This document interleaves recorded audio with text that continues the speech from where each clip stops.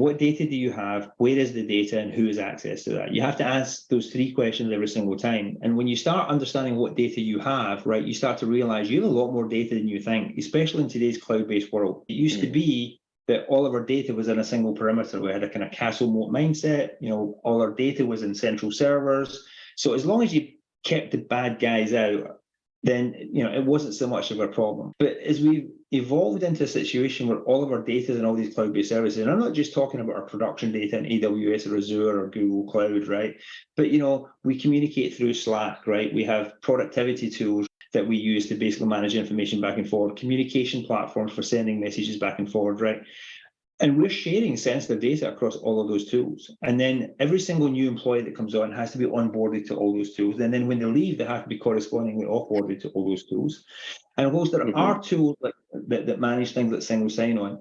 They're not tracking and managing the authority, right? The person who's managing your one logging administration account, right, is not the person who should be authorizing Joe, who's just joined the company as a contractor, to get access to your production data. That has to come to him with some sort of level of authorization on it, right? And then vice versa, when Joe decides that he no longer wants to work for you, can you go to one place and basically know every single system that Joe had access to, and then summarily manage the process for basically removing them, especially given that, again, if you are using something like OneLogin, it actually only controls access to some of those tools, not all of those tools. What about the shadow IT? What about the productivity of the project management account that Joe signed up to on his own?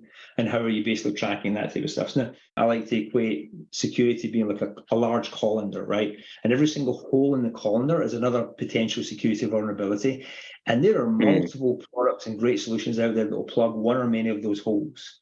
But the question is, who's defining the size of the colander, right? Who's defining where those holes are? Who's defining how big those holes are and what the priority of those holes actually are? There's no point in kind of mixing my metaphors. If you turn that colander in the water, there's no point plugging the holes above the water level, right? When you know that the holes below the water level are the ones that are seeping the water in, right?